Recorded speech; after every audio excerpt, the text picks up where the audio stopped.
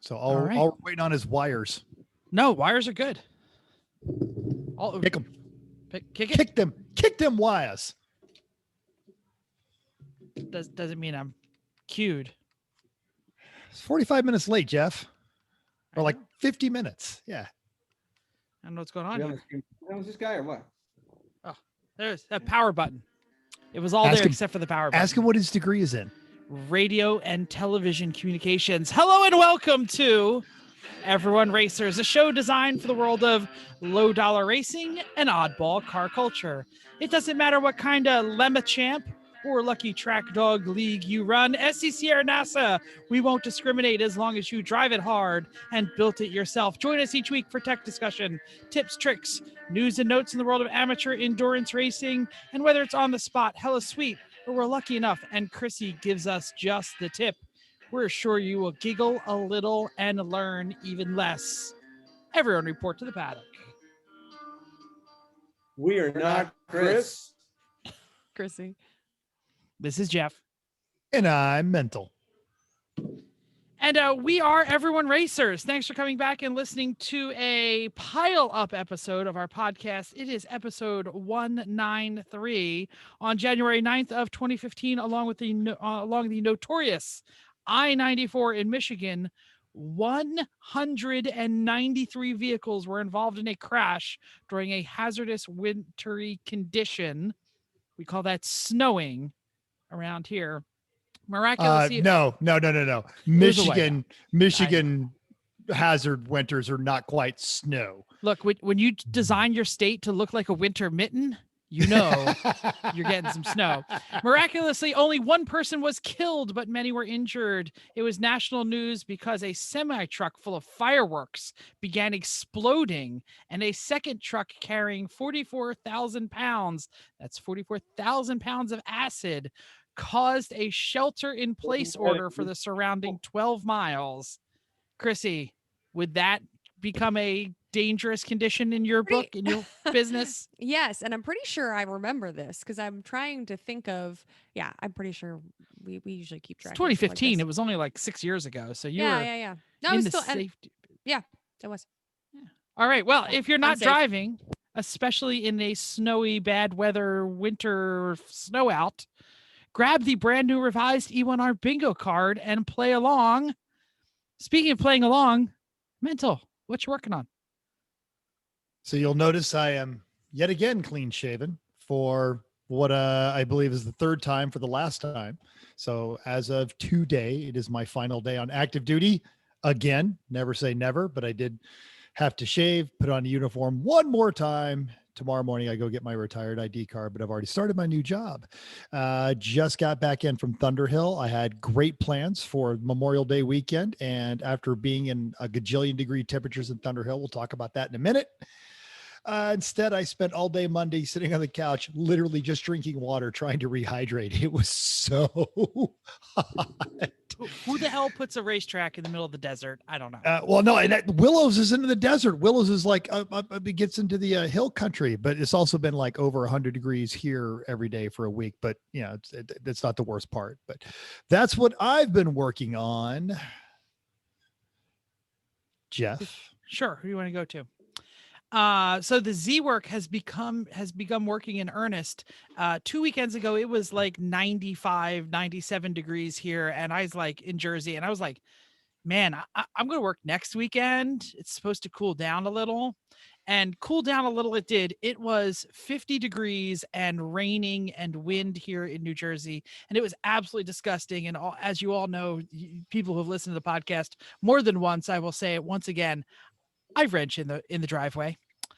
So your tent was pretty. Yes, I did go out and buy a new tent, one of those like erect yourself Harbor Freight deals, just to try and keep the rain off me. It worked pretty well for one day. The second day it rained so hard, I like hung tarps off the side and built walls. It was that disgusting. But I did get a lot of work done. The brake booster controller, power brake booster has been swapped. I plumbed the new power steering. I took the pump and the alternator off to make sure everything was right. I put in the power steering reducer because once again, when you put an LS into a 300Z, Chevy pump, Nissan rack, they do not want to play along. But I did disassemble a whole bunch of the pump to make sure it was all still correct. And it was all still correct. So I'm pretty excited by that. I did several little jobs on the Z, like some wiring and things, nothing important. But definitely changing the booster was pretty big job. I had to spend quite a bit of time in the lotus position, which... It's the worst. Yes. For those of you who don't know what the lotus position is, it is when your head must go where the pedals are. It's a lot harder in a caged race car.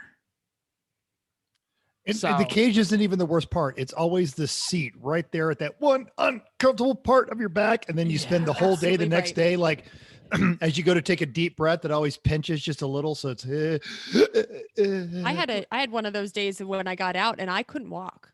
We've all had one of those really actually hurt yourself at a work weekend kind of day because of the lotus position. I ended up putting my hips like across like where the emergency brake handle is, so it wasn't so bad, and kind of put my foot over the top of the cage, so it wasn't so bad. But you know, it's like it's a race car, so it's got a full seat in it. So it's like, well, in 20 minutes I could pull the seat. Or I could just stay here for 10 more minutes in pain. And then 10 minutes later, you're like, damn it, I should have pulled out the seat. Like, but I only got 10 more minutes. So I'm just going to finish it here.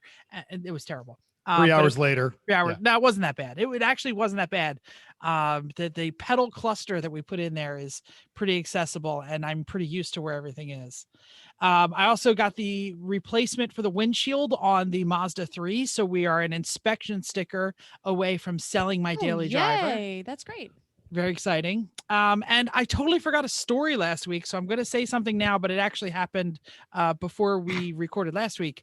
Triple El Jefe, as you know, people call me all the time. They're like, hey, I'm in New Jersey and I'm broken down. Come get me. So on Thursday night, I get a frantic call from Bill Fisher and company of the Garage Heroes podcast. And he says, hey, what are you doing this weekend? And I was like, nothing. He's like, so I'm down at NJMP and my rental RV didn't show up. Any chance your parents aren't camping at the moment and will lend me your RV? So I had a brief, uncomfortable conversation with my father and delivered an RV to NJMP. And I got there, and Chrissy, are you ready for this? Hold on to your socks. Bill Fisher has finished the prep of his E46 BMW. Yes. He did the manual swap. I thought I heard that it wasn't like that serious.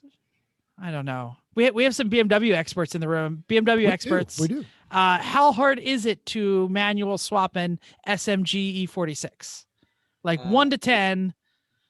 It is approximately 2 days work and some coding in a retail environment, and runs about $5,500 to $6,000 depending on what gearbox is used. What's the difficulty level? Like, could a dyslexic squirrel pull it off? Or I didn't know Alan was there. Was it Alan or just Bill? There's a degree of finesse required for such tasks on anything BMW related, as I'm sure somebody is watching this probably. There are certain types of squirrels that could achieve it. all right. Well, Are these only in your neck of the woods? Yeah.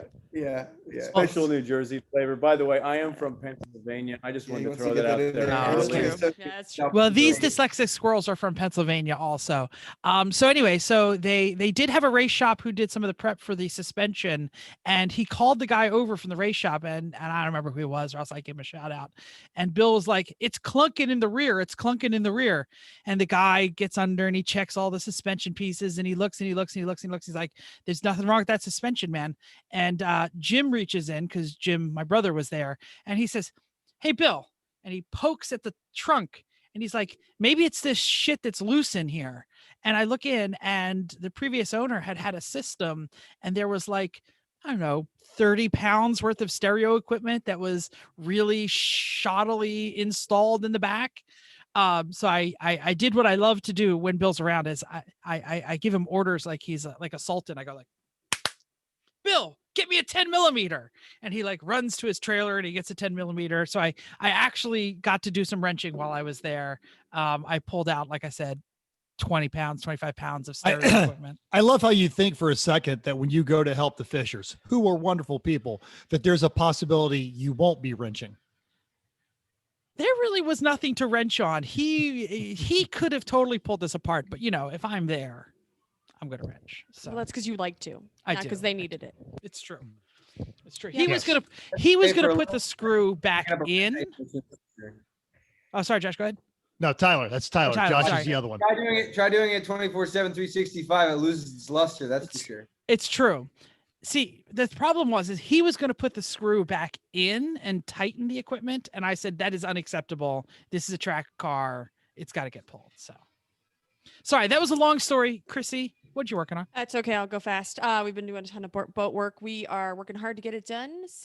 I call it renditions, but wet sanding, compound, and wax inside and out. So each layer, everything needs to happen all around the inside and the outside. So that's what we've had to do this weekend.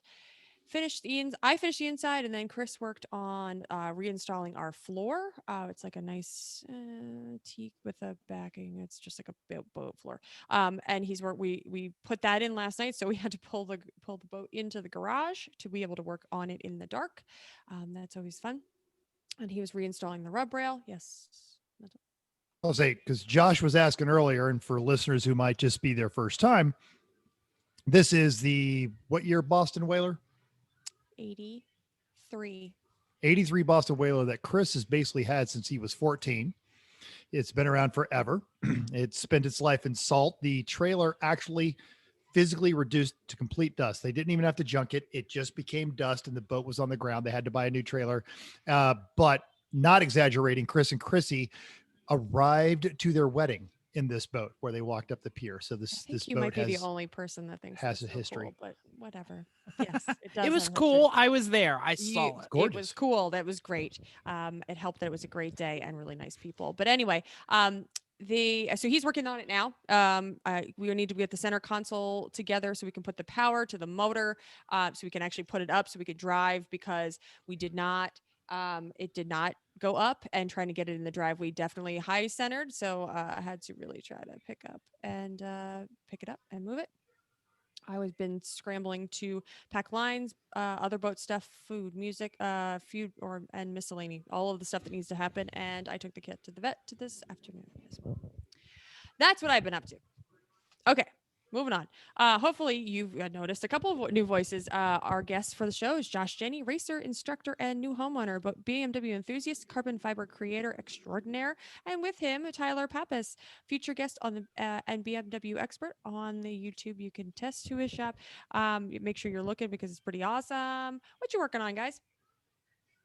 Hey, everybody. Thank you for having us. Josh here. We'll get to Tyler in just a second. But as the current one of the chief instructors and safety managers for Extreme, and also being in charge of my own operation, which is Artisan Research, where I design and manufacture carbon fiber stuff, I've got a little thing going on called Way Too Much. So right now we're actually moving to a new headquarters. So for the past 5 years, I had about 2,000 square feet where there was more or less a clean room to do composite work, sheet metal, welding, painting, mechanical stuff.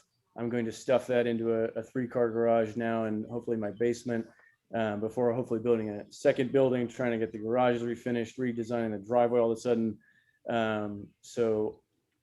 Overload, which is constant. I'm sure you guys know it went to a new level recently with homeownership, and the anxiety is just flowing in from all sides, and we're very glad to be here. But normally, if I could work on things that were fun, usually I'm designing some kind of, the bigger project now is designing a new carbon aerodynamic component, which would be a composite air dam and splitter to provide massive front downforce for something like an E46 M3. It's a sexy piece of kit there you're making too. Yeah, I appreciate that. It's what's good about composites is that you can take things that you've learned from woodworking and metalworking and mechanical stuff and welding and sheet metal and body work, and you can put all of them together, and you can now make a shape that you could not make any other way. And once you become versatile enough, the result is that you can make any shape that you can think of. So with that, the project that I'm working on primarily, again, is an E46 M3 Air Dam.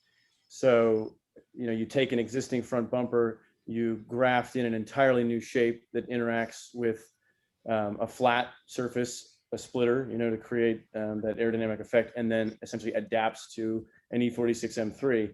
And everything that happens between those two planes is up to you on how that looks and how it's going to interact with the air. And then once you have that shape, now you can mold it. Once you make a mold, now you can make a part. And only after that first part, if you're lucky, is done, will you find out if any of it is any good.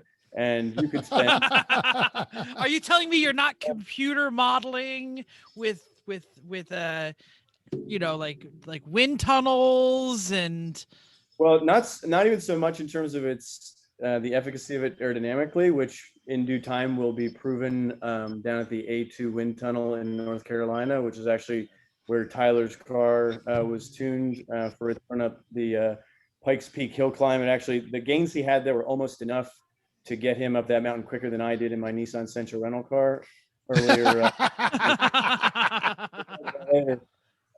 But more so with composites, if you picture your ways you can screw up in woodworking, metalworking, welding, there is literally 1,000 different ways that you can screw up in the world of composites. And it could happen at any of the 1,000 steps along the way too. So just achieving a part is great, but then it could have changed shape. You have to be in the right plane in terms of, did you make something that fits over a bumper, or is it trying to exist on the same plane as the bumper and now it doesn't fit at all? There's a million different things. So that would be normally what I was doing if I'm not in the headquarters. And then I'm also dutifully putting off some maintenance on my street car. I reminisce of a time at Watkins Glen when a guy came in, he reported the brakes were making a little bit of noise and there was an hour to go and we were running, pushing for the podium. And I went out and did that last hour. When we came back, I thought I was hearing the backer on the brake pad rubbing the rotor. We'd actually completely consumed the backer. We were now halfway through the piston and we ended up on the podium. And what does that tell you? That when I hear a little bit of noise from my street car, it's almost time to change the brake. So we're going to listen to that. Or drive faster. Well, it's yeah. It's turn the radio up. Treat it like a roller coaster. You don't accelerate too much. You don't have to brake too much. But and then I also have a 2002 that I'm restoring. My past would involve at one point restoring vintage European race cars. So I took everything I learned from there and I'm applying it to my own car, which is nice. And I'm kind of getting back into chipping away at that to, kind of bring it home to its new home. And brand new, and this makes me think of Chrissy's project. Chrissy, I would love to hear more about this boat, because a boat like what you're doing sounds like the exact kind of awful project that I would like to do. And absolutely. With all your extra time that you have, that sounds great. Exactly. It's like all-consuming, and that's all we do. I heard you speaking about it in a prior episode.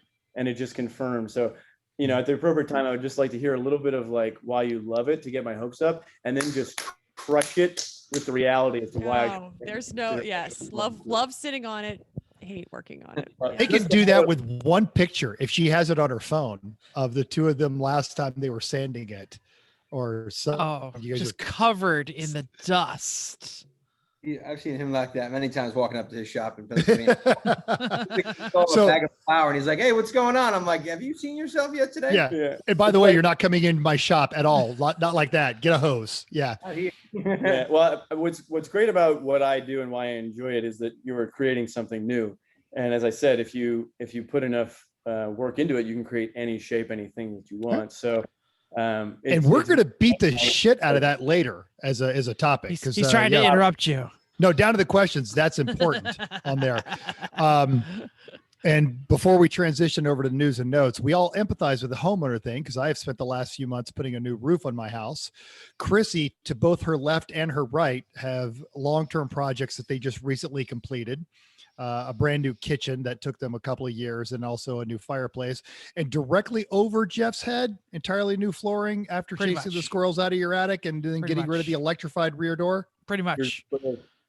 Home ownership. It's the greatest thing ever. If we didn't have all these race cars to build, we might be able to fix our houses. On that note, the last thing that I am working on as of this exact moment, because as Chrissy pointed out, I do have a little thing called too much free time. I got in on another race car. My buddy Tyler here, another friend, Eric Magnuson, who owns Mainline Motorsports down in Exton, also BMW, Porsche racing specialist kind of guy. The three of us with our like minds and versatile skill sets and cumulative zero spare time are going to build a race car together. So we just looked at it. I did for the first time. It's an E90. It's an ex-fall line car, pretty much a chassis in white that was caged and never used. So Oh, tell the whole story of how you got there to buying a caged car after halfway down the path of. So this step one, I think, was buy a car without a roll cage with the intentions of putting a roll cage in. Step two was work on it for approximately 8 hours in total before realizing that we had absolutely no freaking time. And then we found the identical car, same year, same color, 4 doors, and it already had a roll cage built by a reputable manufacturer and another set of coilovers. We're losing money if we don't buy this car. So now we have a full spare car, which means in that first race, we can afford we can to just go write it off. off. We have no problem. Yeah, you know, what's a fender on the first race? Did you finish? We got a whole nother side of the car. We all to can win. Both sides. And there are sponsorship opportunities gleaming to be part of it. if Yeah, there's anyone else it's there, called the fact that it's my shop. Who do you think's going to put this car together when it's all said and done? Yes. to say, if there are any sponsors out there thinking about sponsoring anything, why That's the do a thing. wrecked car? How about a successful podcast? That's what I'm saying. I tell you what, you guys, if we get through this episode, I'll happily put a spot right on the bottom of the transmission tunnel for you. There you go. All right. right. Let's move on to news and notes time. Driving simulators. We love them, as shown by our Lemons I Suck at Racing League commentary, our own Monday night E1R league. But it would appear that the OG of driving simulators, Gran Turismo, is having some challenges with their latest release. So Gran Turismo 7 was originally designed for the newest console, the PS5. The new game might, however, be released on the existing console, the PS4, because as Adam Ismail on Jalopnik puts it, everything is impossible to buy in 2021, from cars to gaming consoles. Now, we've got a link to this story on our show notes because obviously Sony wants to have some premium games on the new PS5, but at the same time, if nobody's buying the PS5, nobody's going to buy their new game. So they've got to make it available on the old one. I like that the link, I don't care the drive, blah, blah, blah. Mercedes still can't get Oh. that broken wheel. Not Yeah, off update Bottas' that link. One car. We'll fix I it have before we failed get to there. do that. Oh, yes. yeah, I was like, that is a terrible link. Okay, funny. Never mind. Because they probably still can't anyway. Actually, I hope they are because they're in Baku. They got it off with a Dremel. It's on their Instagram. Oh, Yeah. gotta go there. A very precision Dremel going at it for hours. I would not want to do that job. Yeah. All right. Some months ago, we reported that unfortunately, abbreviated Volkswagen Auto Group was trying to sell off its Bentley and Lamborghini brands. They reported that they weren't because they changed their mind. Now, Eric Schilling at Jalopnik tells us that a Zurich and London group of investors have been made a 7.5 billion euro offer for the supercar company. This is part of an effort to create what they describe as technology and lifestyle investment platform, whatever that means. The working title of a new brand is called Outlook 2030. Okay. What's interesting is that part of the investors include Peisch Auto. Peisch, yes. Peisch. Okay, good. Peisch. Anton Peisch, former Volkswagen Group Dieselgate's VW chairman, Fernand Peisch. Yes, Peisch related to Dr. Porsche, but not same last name. Sounds fishy. I can't believe we did 3 Jalopnik stories in a row. It's like Mental put all the stories in and I didn't put any in. YouTuber and writer, and most importantly, occasional Lemons judge Jason Torchensky turns 50 today, the day we're recording, probably not the day you're listening. But fellow Jalopnik writer Dave Tracy comprised a list of some of his best works. And I just think these are fantastic. The Chang Li car stuff is great, but some of these disturbing article titles just have to be read out loud. Here's some articles. How to Pee in Your Car and Keep Your Pants Dry by Jason Torchensky. I took a dump the same way the Apollo astronauts did, and dear God, it was awful by Jason Torchensky. Can you use a canned ham as a bumper guard? Jason Torchensky.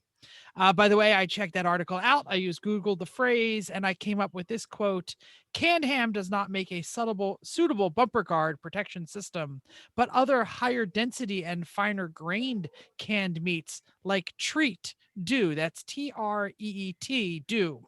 In fact, they make for highly serviceable, if disgusting, bumper protectors. In case you don't know, Treat is like the discount version of Spam, which, as we all know, is the favorite breakfast meat of the Three Pedal Mafia. So woo woo, go Spam. I'm going to make a bumper protector out of it next time. Link in the show notes if you want to check out all of these beauties. Yeah. Do like mental, waste half your workday reading these stories. Now, I know no one was, but if you were going to stop by Whiskey Pete's Casino in Primm, Nevada, and see that Bonnie and Clyde death car, along with Dutch Schultz armored car that Al Capone bought, you missed your chance. Yesterday, it left. They are both being moved to the Ronald Reagan Library for a new 11,000 square foot exhibition, which covers the history of the storied Federal Bureau of Investigation and a display called FBI from Al Capone to Al Qaeda, which will run from July 2nd until January of 2022. No word on if or when the horribly morbid death car will return to the casino. Is it really that horribly morbid? Yeah, Death cars. Of course, I went and saw it, and it is stenciled on the back, the Bonnie and Clyde death car. And if you saw the end of the recent movie with Woody Harrelson and the Highwayman and Kevin Costner, they lit that up. The guy knew those two were not going to be taken alive, and they put 1,000 rounds into that car. Yeah. Upcoming races. We got a very busy weekend, so I'm just going to dive right in. The Lemons is at High Plains Raceway for the first of their 2 scheduled events this year. 60 cars, only 8 of them BMWs. Boring. 9 Miatas, 4 Hondas. One of them is a CRV. Yes. A single Porsche and a Vega will battle the Pinto for the 70s Econo Crap supremacy. My money's on the Vega. I don't know about you. It's Tommy Salami's Pinto, so I might take you up on that bet. Oh, Tommy Salami's he runs that thing hard. He does. Well, Right. which is why it's claim to fame. All right. Yes. AER is going to be running at Summit Point, 29 cars, 16 of which are BMWs. Boring. Still That's more boring. than half. More than half the Yes. field will be Come boring ass BMWs. Come on.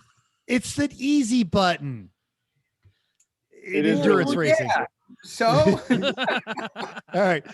3 Miatas, 1 Honda, 4 Porsches, and a Cadillac not being run by Daring Greatly Racing. Oh. Hopefully, that's setting a new trend. Chrissy, that's you. You're up. Sorry, I just asked him what kind of Cadillac it was. Oh, did Oh, you? I'm sorry. I missed that. It is another CTS. Oh, okay. I thought It might even be the same CTS, like a right? cooler one. That's what I was looking for. Perhaps. Okay, where are all those Miatas, boring BMWs? Where are all the Porsches? Well, WRL is running 14 hours at Daytona. There are 90 cars going. Holy 27 cow. of them are more boring BMWs, 9 Miatas, 5 Hondas, 20 Porsches, and a trio of Aston Martins. Ooh. And finally, Lucky Dog is at Pacific Raceways in Kent, Washington for an 8+6 2-day enduro. 58 cars going. That's awesome for them. 20 BMWs. That's So boring. Boring. 6 Miatas, 4 Hondas, 4 Porsches, and a 9. 1994. Get a little southern on that one. Go ahead. Talk. You're the say it only one right. who can do that. We were all born above the Right, Manson. and this is All right. going to Pacific. Here is a 1984 Monte Carlo. Dale be praised. I had to. I can't even read it. Thanks for writing it out, though. I appreciate it.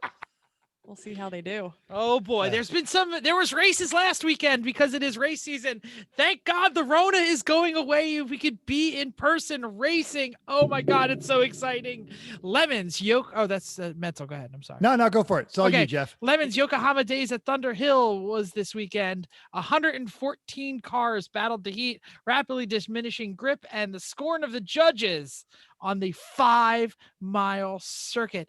Thunder Hill is 5 miles. There are so many. There's like Holy a dozen cow. configurations. They can actually run 2 separate races on 2 separate tracks. But for this race, we got the big 5-mile configuration.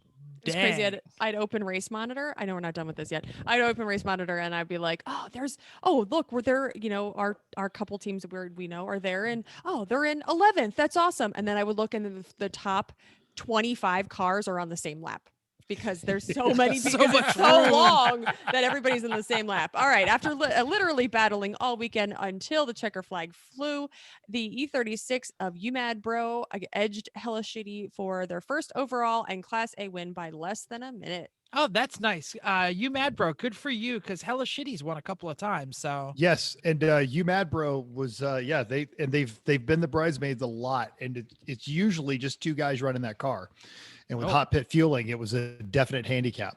wow. Similarly, good friend Corey Dickman, along with the Ranwin Parked Sorry for Party Racing, you broke the the gang ruined the national championship, whatever. They held off an E3318 of School of Race Car in the Omega. Yes, the 6-liter LS swapped Omega. 5.3. Oh, is it a 5.3? I thought it was a 6-liter. 5.3. Yeah, when a LS Malaise Mobile and an E30 are all in Class B, you have to scratch your head and go, what has happened to my dear lemons? Where are all Until the last 30 minutes of the race, they were also on the same lap, often trading the lead. It was a lot of it came down to pit stop strategies, and then the last bit of it, they put Pantless Matt in the Omega, and it was just one of those release the Kraken. Yeah, I'm just saying, there's guys out there in Ford Tempos or Ford Focuses going, no, we're Class B. What is that crap? This is, but I mean, how many times has the Omega blown up, That's or true. lost its brakes, or cooked its transmission, or ate what you did actually eat through its tires? They were basically running slicks by the end of the weekend. Now, and finally, in your racing classes, not too sabby, and the first race that they actually finished in over 6 attempts brought home the win in God's chosen class, Class C. Is that Sabi or Sabby? Because Sabby. it's SAAB, like Saab. Yeah, because it's a Saab 9.3. Oh, a Sab. Are we done here? Heroic Fix was the number 232 Thunderbird of Thunderbird Racing, who actually got head gaskets for their V6 Thunderbird from another Thunderbird team, but it required a round trip to Folsom. And I Got Screwed was the multi-generation team of Rogue Squadron, and their mothballed number 50 Sentra SE-R after a 4-hour trip found their new engine was the wrong year at about 3 a.m. Oh. I know nothing about Nissans. I can only assume that wouldn't go in. Judges choice, I assume, was the BMW team officially named, quote, this is the team name, there is a group of young people with dreams of wonder, ... Oh, it keeps going. It's it keeps going. All right. It was I like a thought that was where it paragraph. ended. Yeah. That's yeah. awesome. It's already too long, but that's awesome. A great team name. So they were just known by their sponsor, which was Dick-Ass, which is a real Chinese brake manufacturer with a terrible translation department and not enough 12-year-olds in the boardroom approving their marketing materials. They showed up with flags. They had actually the brakes from a display that this company had brought to one of the trade shows. Yeah, it's fantastic. That's hilarious. Now, organizer's choice was the number 77 Firebird from PCR Firebird Extra Crispy. One of the team principals, it was his grandmother's car. She bought it new. They pulled it out of the dirt a month and a half ago. Wait a minute. A and made it grandmother race ready. owned a Firebird? We're Hell, believing this crap? Yes. I saw the pictures. Beautiful brown 77 Firebird. And then, of course, the one kid on the team that's in his 20s, they had to explain to him who Jim Rockford was, what a Rockford was, who James Garner was, what a television is, all that kind of stuff. Yeah. Finally, your true winner, the IOE, was the gorgeous Alfa Romeo sedan from Scuderia Limone, which actually this year had been stolen while inside its trailer by a bunch of thieves that wanted the tow vehicle that was attached to the trailer. The whole recovery. Yeah. Yeah. They dumped I it. remember and this. The bomb squad had to go in there because they thought it was It was out in the middle of a park and they thought it was a terrorist event. So they got all that stuff back. Beautiful car, 52 years old, still managed to finish the entire race. That's fantastic. We had a show last week and we had some listener feedback. Favorite co-conspirator Randy B, that's the Bishmeister, commented on our YouTube, quote, to add to the noob discussion, we were talking about running autocrosses and things. So he was chiming in about that. He runs autocross events at Pit Race.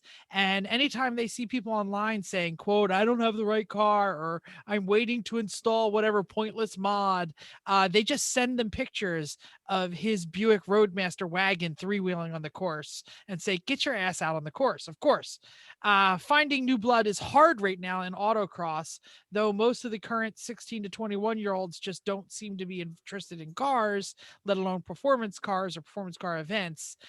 They're branching out and trying to push more on social media, but so far their only real success is trying to explain TikTok to the guys who are old enough to think Dragon Ball is something you need to be shot for. Or Not you need shot, a you need a shot you needed for. a shot for, yes. Dragon Ball. Is that like a STD joke? Is that what he's going for? Yes. Bishmeister? Yeah. Tyler, you own a performance shop. Clearly you have some knowledge of performance. What are you seeing a change in demographics about young people, or are you still got a lot of folks coming in? How many young people can afford a BMW at a pro shop? I mean, you'd be really surprised. I think our demographic, we're probably like 75-25 here, 75% being like service and repair and 25% being like specialty and modification work and stuff like that. You'd be surprised how much turnover we have, like the in and out stuff. But the people that do come in and get involved in projects and spend money, they're definitely like, I would say at a minimum 35, I mean, like they definitely have a good job and be doing something. And they're usually something technical as well. Like there are a lot of IT guys that own BMWs, a lot of just business people, like, it's weird. It's a very strange niche, but there is certainly a client type that we see a lot of, and no, not a lot of them are young kids. All right. So Randy also added Jeff that as a Fiesta ST owner, and he loves his fist, that he drove the Veloster in and you need to wait for it. I just pictured in my mind Randy in a Fiesta ST. Yeah. You've seen him. He brought it to Pitt. He did. I don't remember. All I remember is that crazy. No. What? Yeah. I'm just saying that's a luxury mammal in a tiny car. And he loves it. Yeah, it's a good car. Now, also the good Wakeman added that the strangest thing he's seen in an autocross was a full-size electric bus from the Dallas-Fort Worth airport. He's also seen many Malaise-era land yachts and at least one full-size dually pickup truck, along with tons of econo boxes. So you just heard Josh tell a story about putting a car on the podium in an endurance race with no brakes, really just the caliper pushing the piston into his rotor. So whatever pointless mod you're waiting on, don't put your car on the track, go autocrossing, have some fun. Wow, that was forceful. Anyway, Tyler, autocrossing is where I got started. We all got started there. Yeah, absolutely. It's a great intro sport. First one's free, man. YouTube can't see you, or YouTube can't see you. YouTube can. It's the podcast people that can't. Cannot see you. Okay. Tyler Stank mentioned his new MX-3 is going to grid life as soon as it has reliable brakes, which is actually a good excuse. We did talk about that, but talked about our disassembly tips. Oh man, that bolt labeling thing hits close to home. I just found 2 bolts with the little conical section close to the head on my workbench. I know they came from the MX-3, but I don't know where. Something tells me that the conical bit is there for a reason, but the odds of going back to where they're supposed to be, where they belong, is not great. Can I make a suggestion? Because I have had a lot of suspension apart lately. If that bolt end has a round end, it's designed to be pushed into something you might need to hammer it in. So you probably came out of your suspension somewhere near the springs. Go find it, Tyler. Right. Probably important. I suck at racing. Of course we do. Yeah. But this is the Oh, look at that guy. Oh, Look that at is that a good dog boy. and a half. Holy cow. go. If you're not watching on YouTube, hang up, stop driving, and go check out the goodest boy. He knows he's on On- camera. All right. Oh, yeah. We went iRacing. Interruption. Sorry, not sorry, he says. iSecond Sorry. Racing was on Friday night this week, which messed with everybody. Yeah. Sorry. Didn't even realize it was Yep, happening. not- Yeah. Sorry. Yeah. Sunday though. This Sunday is going to be no pedal, no wheel, which is always hilarious, alongside Trash Frets and finally Formula 8. I'm actually going to be there. So even if you're not going to race, tune into the broadcast, interact with Bearded Sim Racer and me as we wander down the rabbit hole of obscure car movies and celebrity mustaches rankings or whatever else crosses our minds. So it's always a good time. Every Monday night we get together and we have an E1R race, and this Monday night was no different, even though it was a holiday. So we did double duty at the Charlotte Roval. The first race was trophy trucks and skippies and a couple of Miatas, which is always fun. After realizing that Mental was going straight at the bus stop and clearing everyone's penalties with his hotkey, no one used them. So now everybody skipped the bus stop. According to the notes, Tyler won. Maybe it was Santiago. I'm not sure. I'm sure it was lots of fun. Tom and Uncle Dave weren't there, so there was none of that banter. Aaron was there, but it just wasn't the same. I wasn't even there. I was binge watching The Mayor of Easttown with my wife, so I missed it. But there it is. I assume it was a good time. If you want to join us every Monday night, 9:00. We have an E1R iRace. You can, it's under hosted races. Look for E1R. It does have a password. Contact us about the password, but I'm just going to tell you, it's our favorite brake pad. So you probably already know. Yep. The second race, the weekend took a lot of us. So only 9 folks hung around. Delara's Radicals and one moron driving one of the GT3 cars. I was so far behind. I have no idea who won. Still had a great time. Awesome. Nobody has a plug. Nope. You know who's never 3 laps behind? Hi, Mom. Chrissy's mom. Hi, Chrissy's mom. And Chrissy's Josh, dad and Chrissy's you have had sister. Chrissy's mom's cookies, by the way, when we were all at New Jersey a couple of years ago. You and I would Pete showed like up a to little late. formally thank Chrissy and subsequently her mother on behalf of the entire Lemons community for keeping us alive between 10 p.m. and I don't know, I guess the driver's meeting the next morning, because it's like, a good look at the other side of the coin when you're not wasting all your money racing. You're just like waiting in line for Chrissy to feed you because you and none of your friends came prepared to, sustain life for more than 12 hours. So I was going to say, This is amazing. sustaining life on those cookies. We like sugar rush. There's so many different kinds. That's It's true. Although the oatmeal bar things, that probably's got some protein in it. That probably could sustain you a little bit. There's like sometimes there's a jam peanut butter and one, there's, jelly like a ones, lemon, they're the which is ones, which is fruit. Yeah. main topic time. All right. Wait a minute. I have actually had the genuine pleasure of knowing one of our guests for years. Actually, we all have. Just That's saying. true. Yes. Even longer before I actually met him in Meat Space, we were competing against each other. We just never put it all together.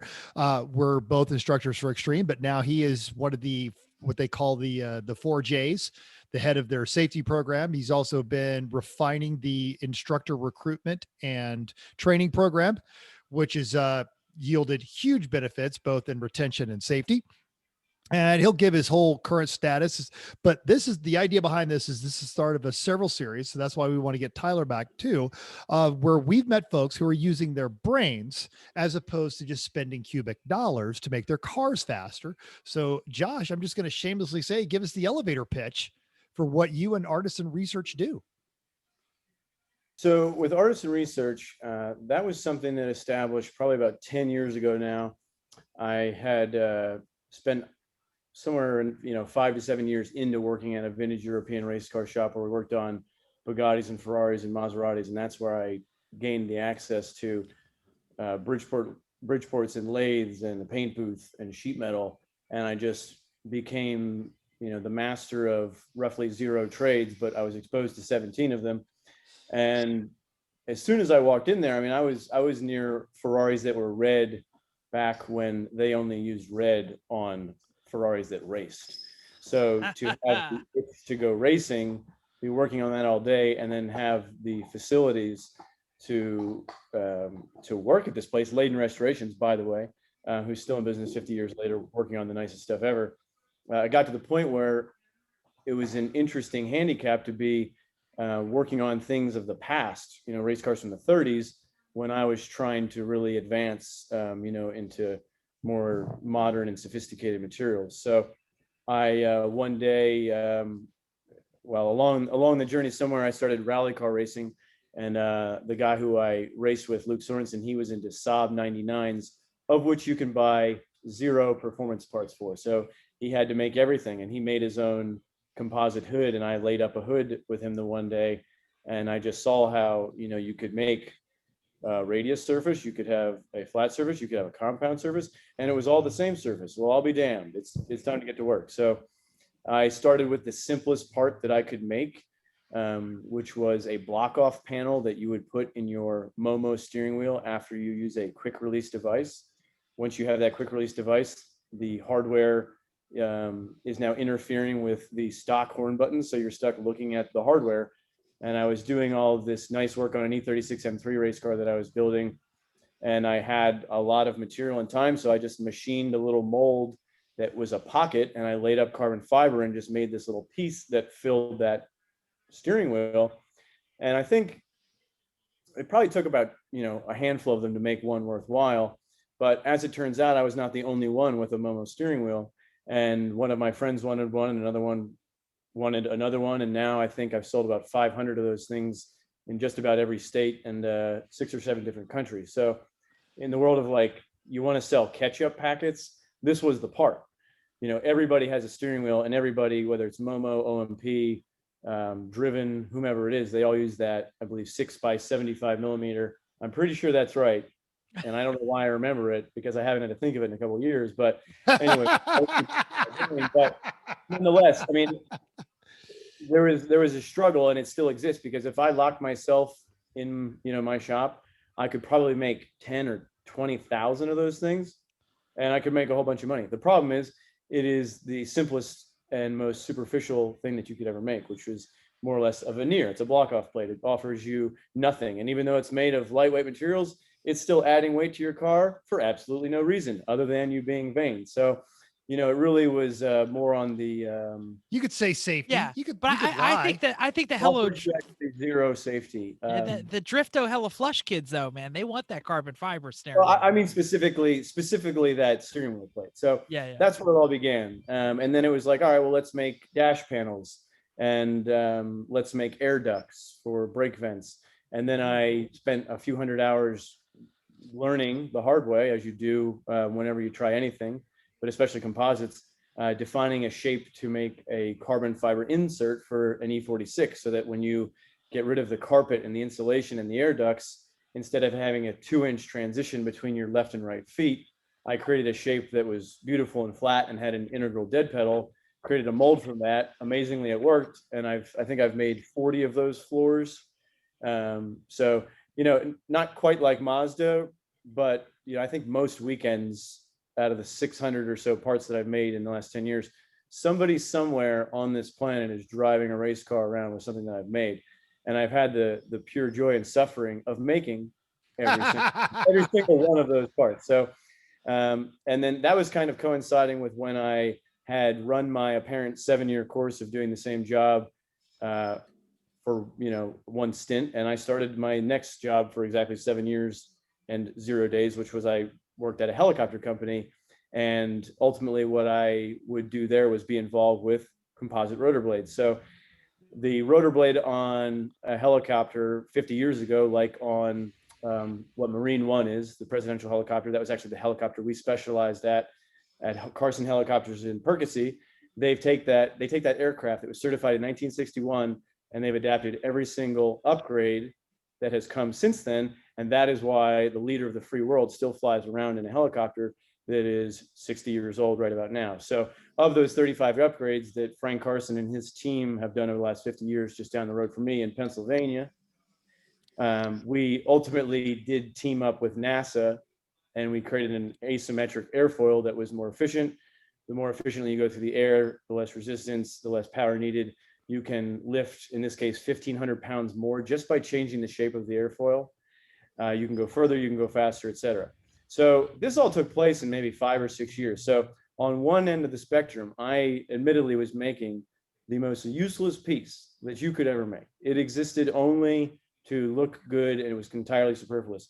Without not too many tries in between, I suddenly found myself, and ultimately by the end of those 7 years, as the supervisor of production for a composite rotor blade for that same helicopter that had 500 individual components, and I could smack the crap out of every single one of you to death, and then we would put it in our machine and bend it 4 times more than it ever saw in flight.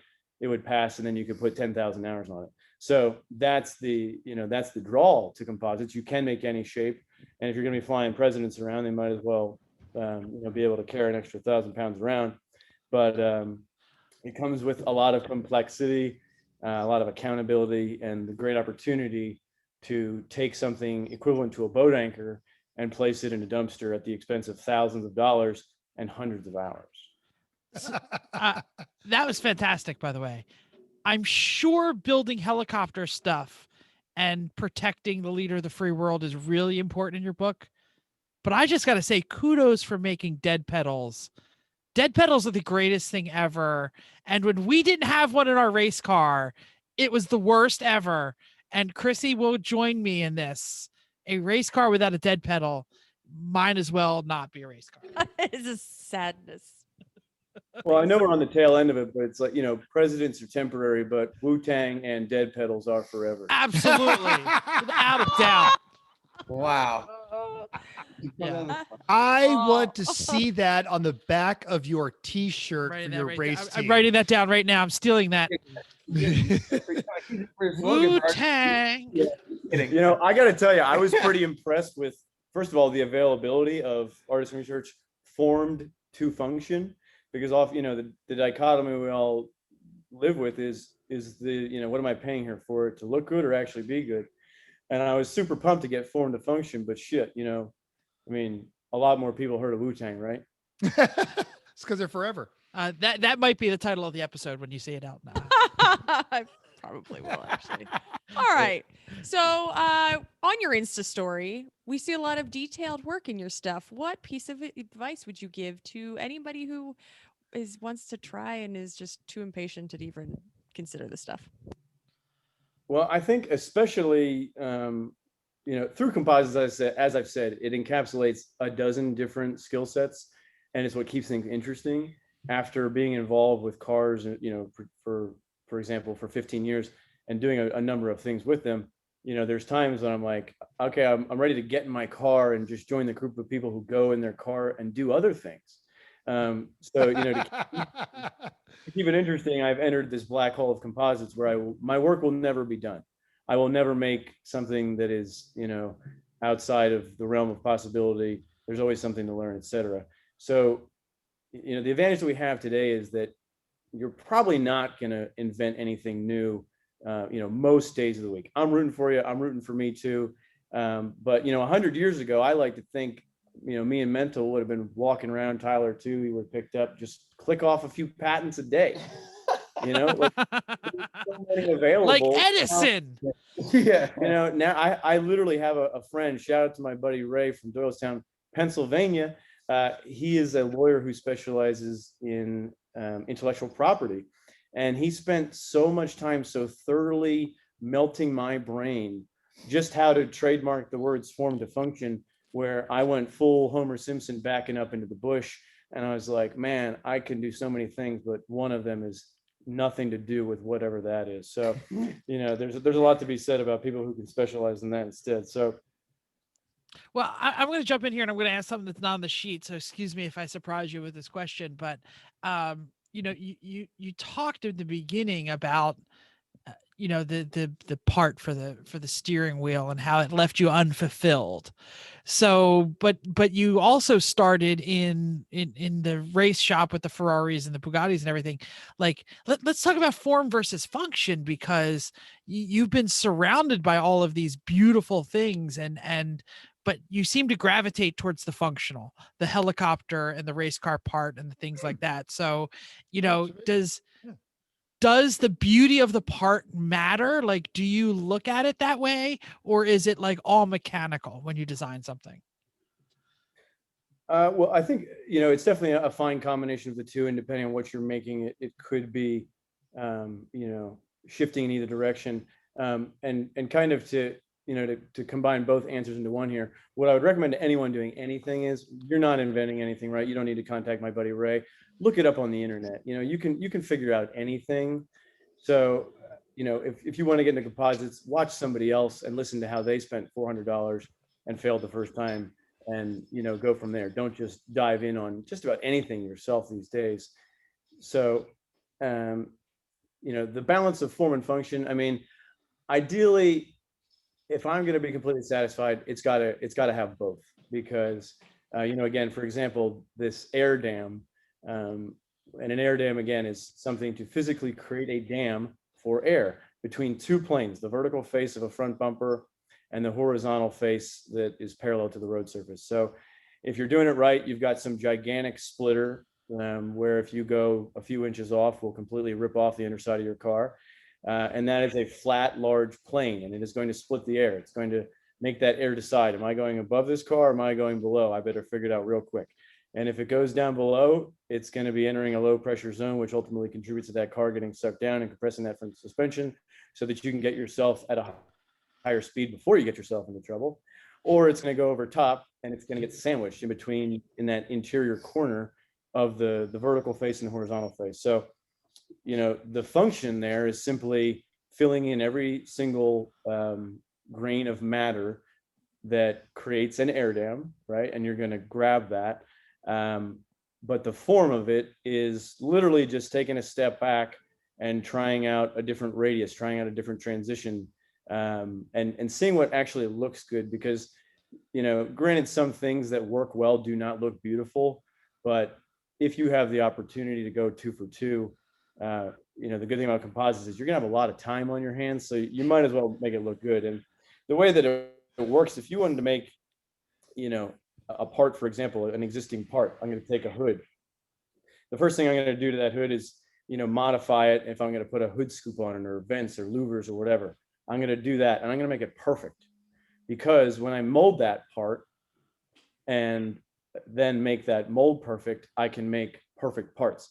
But if I don't have something that is perfect every step of the way, then I'm going to produce something that is imperfect, and I will have to finish it every single time. So whether it's outlining a trim line or polishing a mold surface every step of the way to be a mirror finish, you know, it really should be that balance of form and function. But that said, I do like making aerodynamic parts, because when there are little pinholes and air bubbles and other voids, I, you know, first of all, I acknowledge their existence, because it keeps me at like this average, local average lately of being 99% perfect.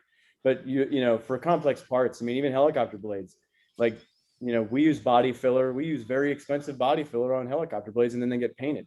If you saw a raw helicopter blade, it would be, you know, porous in some spots. It would have to be filled, etc. So, you know, I definitely love me some function when I can have a coarse finish. And if anybody says anything, I'll bump into them and make them kick my splitter and, you know, break their chin. But, you know, again, ideally, you know, if Bruce Lee were the one teaching you how to do composites, you'd probably make something that has a wonderful function to it, and it just happens to look beautiful. And if I may just interject here, as the guy who knows absolutely nothing about what he just Go, said Tyler. on background. You can't, but thanks for asking. Yeah, thanks a lot, Josh. I've been sitting here too, you know. I'm just kidding. God, anyway, I just want to say that from the outsider's perspective, seeing what Josh does and having a huge appreciation for his work, that and I, you know, I know what I know, but I don't know what he knows. And walking in and seeing him involved in some of these projects and stuff like that, it's just like mind blowing to me. The level of patience, and B, the attention to detail, the foresight, all of these things that go into like mold making and the process that he follows. And by comparison, my work is so structured. Broken part, what's the broken part? How do we fix it? Take it on, put it off, take it on, put it off, whatever. Even if it's the most complex engine ever, it's still very straightforward, right? It's just parts and screws. And then he's working in all this free space. I walk in there, he looks like Picasso or something like that. He's like covered in all kinds of stuff, and he's just filling in and sanding, and like it's all this like very like intricate work with his hands and his mind. It's pretty wild to see. Yeah, it absolutely is an art. Probably, and it is the great, what do we call it? The Venn diagram of where art and mechanics come together in the creation of, aero. We've done a lot of aero work, ham-fisted, tremendously like plywood and fiberglass kind of aero, and it smooth is fast, not only in driving. So, making, and I love what you said about making sure that the mold is perfect, because each time you make a mold from that mold, it will be slightly less perfect. And the perfection needed, it's like the bricklayer. If the bricklayer is off a millimeter on the first row, it's only going to compound after that. So I don't have the patience for such things. Well, you know what? Some days I've learned that I don't either, and It's totally accurate. I've got a number of projects, as we've discussed, we all do, and less is more, right? You do less and you obsess. That's what somebody who's far more successful than me once said. I like to have so much shit going on at once that I don't know what day of the week it is, and I'm so surprised to see what we're working on today.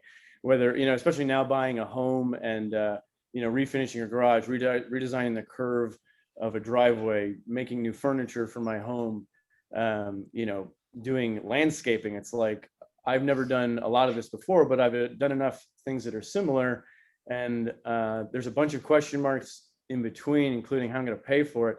But, in due time, we're going to get there. So what really draws me, to the composites, again, having experienced something like Tyler is doing here. When I came in here, I just took a lap. He was trying to keep up with me as I just took in every, bit of this shop. How big is it? How many cars can you put in? How many shelves does each car take up?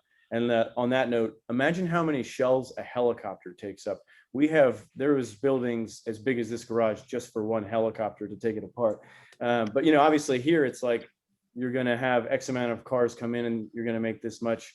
You have your expenses, and it's perhaps more linear. I'll go into the shop someday and, I don't exactly know what that shape is until I'm done, but every step along the way, I'm just picturing what my goal is. And then if it all works out, I'll sell a bunch of them and make a whole bunch of money. But for the first 100 days, I'm just hanging out, arts and crafts, like it's the Discovery Room, third grade art class. And I got to tell you, that's the place to be.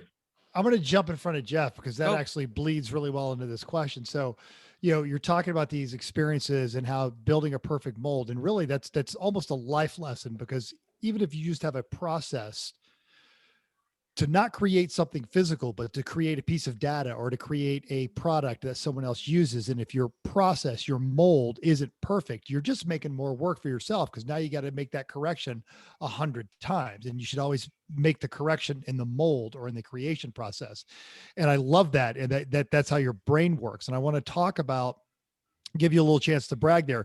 So your experience with working with composite materials and obviously developing a very finely tuned tactile sense of how it feels and what your eye and your fingers coordinate to. How's this bled into the stuff that you've done? You're talking about redesigning the curve of your driveway.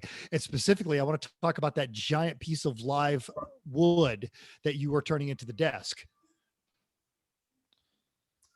So I think, what I like about the composite thing is that, by definition, composite materials is a composition of things. So even concrete is composite. It is sand, it is concrete, it's stone, it's water. So, fiberglass and carbon fiber would be considered advanced composites. So, it's structural, it's aeronautical, it's, out in space somewhere.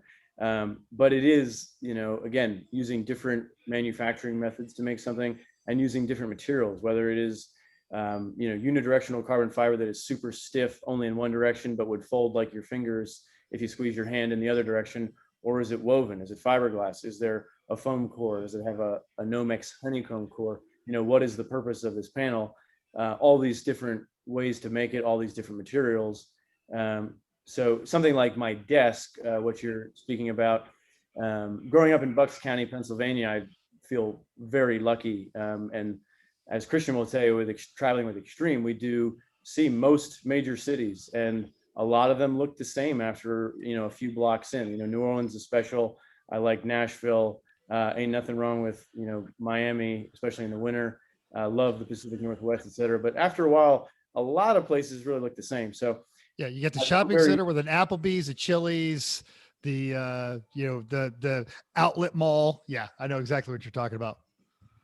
Yeah, I mean, as somebody told me one time, the problem with America is it's just too damn big, and there's a lot of stuff going on here. And from traveling, I think what I've really learned, aside of our temperamental season changes, is that I've really grown to love Bucks County. And we settled on the east coast of this country, right? The 13 colonies, Pennsylvania showed up pretty early there, right? So in the area that I'm at, which is north of Philadelphia, where just last week I went into Philadelphia. I was a tourist in my own city and saw, just peeked my head in the window, look at the Liberty Bell, stood next to Ben Franklin's grave, and just kind of like absorbed some energy from it. It is still beaming, by the way, and just really took note of how lucky I am to be in this area. So you go a little bit north of where I'm at, and there's a place called Lumberville, and they have the oldest lumber yard in the country. And there is, stone buildings that, indigenous to this area, and lots of covered bridges. So, I love advanced material. I love carbon fiber. I like titanium and, different flavors of structural aluminum. But I also like being in the middle of a forest, which is actually where I just moved from. I lived in an 85-acre forest for 5 years, where I was just one dude in a park trying not to set a forest fire, which would be the ultimate irony. If you've ever seen the billboard that I defaced as a child, only Josh can prevent wildfires. So now I'm living in a forest, trying not to burn it down. But anyway, the composition for something like that desk, taking a big live edge piece of wood and attaching that to a heavy duty steel frame, and powder coating the steel frame black, and putting it in a way where when you're looking at it, some ways it's very like stout and just is like immediately a family heirloom. But in other ways, when you look at it, you don't even actually see the frame. You just see a floating piece of wood.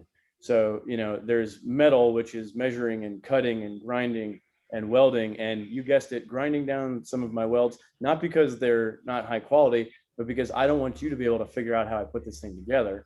And then dropping it off and letting someone else sandblast it. There's a pro tip for you. Jeez Louise. That was one of I have some stories that are the worst of my life from sandblasting, but taking that, and now you're refinishing it, you have fasteners, drilling into the wood, finding ways to hold it without it moving around. So again, I'm drawn to where the creativity will thrive. I would much rather make, if I could only make 10 parts in my life and they were all aircraft, 10 planes, something like that, I would much rather do that than make 10,000 things like that little horn plate. So, again, if I were smart, I would still go home right now and make 20,000 of those and sell it. But, the grand scheme is going from the automotive world, restoring things of the past, working on helicopters that were clinging to the past. They're actually about to finally replace that aircraft with something called an S-92. And that was certified in 1992. So congratulations, President. Your helicopter is now only 40 years old instead of 60. and it costs $35 million instead of 10, but don't worry, we'll pay for that. So we go from the past to hanging on to the future, or to hanging on to the present. And ultimately my next intended move, I'm eyeing up about 2 years from now, is to go out west to California. Likely, it's kind of cliche, but SpaceX is certainly leading the way with the exploration of other planets, right? So I'm timing it, and I have been for the last 5 years, to kind of elevate myself in as many ways as possible, so that as they enter the phase of their business where they're sending things to Mars, that is when I'll work there. Currently, they're successfully being the taxi service for our astronauts and the astronauts from other agencies from around the world. bringing them up. Formerly, we have been relying on the Russian spaceship, which has been pretty much unchanged for the last 50 years, and they're all pretty much crossing their fingers the whole time. So from what I've learned, the average SpaceX employee will crumble after about 2 years. So I'm trying to wait until they start to get Mars, and then I'll put my 2 years in, and then the ultimate goal, I think, for a lot of people is to do what Tyler's doing. And I'm 35, Tyler is 29. So I'm impressed to come into a place that's bigger than my shop. It's he's got employees, and full-time employees kind of scare the crap out of me in a lot of ways, but obviously it's how you need to do it to make money. So I'm impressed by seeing the enterprise that he's created here. It is the ultimate goal to be your own boss someday. I think most people would agree. You just have to figure out what that is. So I've firmly established my roots in what I'm calling my get rich slow plan. And after working on old cars and old helicopters and new spaceships, if I want to go do my own thing, I'm pretty sure they'll let me make whatever I want after that. Well, we definitely wish Elon well. I'm not sure what's harder, launching people into space and landing booster rockets simultaneously on the same barge, or building a quality car out of the NUMMI plant. But that's a different episode. We'll cover that later. This has been great, but yeah, we want to bring it back to like amateur stuff, because this isn't like the TED Talk. We're not as smart as you, Josh. Yeah, we're definitely going to bend this back. We are an instructional podcast. So with all of your knowledge in all of these different areas, what can a home gamer do? Like we're all Lemons people. We're all wrenching on the weekend. We're all paying for all of our materials. Where is an area where we can get into either a composite or maybe not? Maybe you're going to tell us to stick to metal. What is it that we can do to start building our own surfaces and making our own car maybe slip through the stream a little bit better in a little bit more positive way? Well, it's interesting you say that, because I have a pretty good idea of your program. So, say you wanted to design a composite component for your car. You're going to design that shape. You're going to acquire the materials to make the part, to make the mold, the necessary equipment. And the unfortunate thing about composites is, as soon as you leave the very basic realm of it, you are now in the need of vacuum pumps and vacuum lines, but they better be high temperature, because you're curing at 150 or 300 degrees. And I mean, much like Tyler here and a lot of us, like you think you're never done buying tools. Like, holy crap. Again, in composites, you need to have a metal shop, wood shop, etc. So anyway, I would say the best thing you can do is, you think about that $1,000, $2,000, $3,000, $4,000. I would take that money and just go buy another car, a better car. That would be the best thing. If there's anything you can learn from my career at this point. But the thing is, if you want to make composites, by all means, I highly recommend it. You can make anything that you want, and there's a lot of gratification in that. There's a lot of therapy in that. To invest so much time and be rewarded. But start small. If you can make a dash panel, you could literally take a mirror. Go to Home Goods. I think that's who I spent all my money. Oh yeah, at. Home Goods, absolutely. That is the bane of my existence. They are the reason why I spend 40 hours building a desk, because I'm not going to buy something, first of all, that 17 of my friends already have, and like it broke in the cart. So go to Home Goods, buy a mirror instead. Now you have a perfectly flat surface. It's mirror finish, right? You can apply some mold release to that. You could even go a step further and apply a liquid that's called polyvinyl alcohol. It is the most magical shit I've ever heard of. It comes in a liquid. It's green and goopy. It dries as a film. Ultimately, it becomes a layer of saran wrap. And when you separate your part from your mold, that layer of saran wrap will have that part pop off instead of have your mirror shatter into 1,000 pieces. And now you have a very expensive mirror that is delivering into your race car. Hold on for 1 second. Bill, get me some of that polyvinyl alcohol, all right? That was just for a listener. Keep going. We'll have some tomorrow morning. It's cool. See, I think if we put Josh and Bill together, oh yes, we could probably have a Lemons. You are on the wrong podcast. You need to be on that guy's podcast. Yeah. We have a friend who is a doctorate in. He's a ceramist and has his own chemical company in your neck of the woods. So he just makes that crap. We just say like, I need something to fix this problem. We like ceramics. Ceramics like high temperatures. But anyway, you get. Hey, what's up, dog? You get some of the special sauce, you know, it just creates a barrier. And now you can, you know, lay up a panel on this mirror. So you take some resin, it's going to be 2 pieces. It's going to shorten your life the more you breathe it in. So do it outside. You're going to mix it together, hopefully pretty close to the correct That was ratio. your safety advice, by the way. That Chrissy got very happy that that he said use I've yeah. done resin. I've done this. Yeah. I've breathed it in. I know exactly what you're talking about. That's boat talk. Got it. Yeah. Oh yeah. I mean, resin puts hair on your lungs, you know, let you breathe alive. But in all seriousness, though, PPE for life. I mean, I love like taking pride in trying to preserve my hands, which are my life, my eyes, you know, I mean, especially, you know, if what good is my race car if I can't see because I took out an eye when I was making a part for it, you know, and you've seen the horror stories. So definitely, you know, just like when you're riding a motorcycle, full Power Ranger all the time. But you know, now you got your mirror, you have your mold release down, you mix your resin outside, you know, with all the ventilators and spacesuit, why not? And you pour your resin out on your mirror, you lay some carbon fiber cloth on it, you take a $2 2-inch chip brush from the Ace hardware store, you cut those brushes so they're 3/4 of an inch thick, and you do what's called stifling, which is where you push down that carbon fiber from the top and you try and impregnate that resin through it from below. And once you've done that, you put another layer on it, and then you add a little bit more resin, and you can also use a body filler squeegee, and you try and saturate that fabric with resin. And taking a very important step back, carbon fiber, you know, composites, or, you know, you picture CFRP, or carbon fiber reinforced plastic. So it's plastic that's reinforced by carbon fiber. So epoxy is a plastic. If you take epoxy and you put it on that mirror, and you know, the same exact stuff, if you made a proper panel that you could, you know, fly into space, but you leave out the carbon fiber and it hardens, you could break that in half like peanut butter brittle. You take carbon fiber as a dry fabric and it has the consistency of your t-shirt. It is pliable. You won't be able to pull it apart. It's still going to have good tensile strength, but it doesn't have any strength. Only when those two components are at the correct ratio, which by weight is roughly 65% weight fabric, 35% liquid. And if you have not enough liquid, not enough resin, then you have a dry part. So now your part is limp.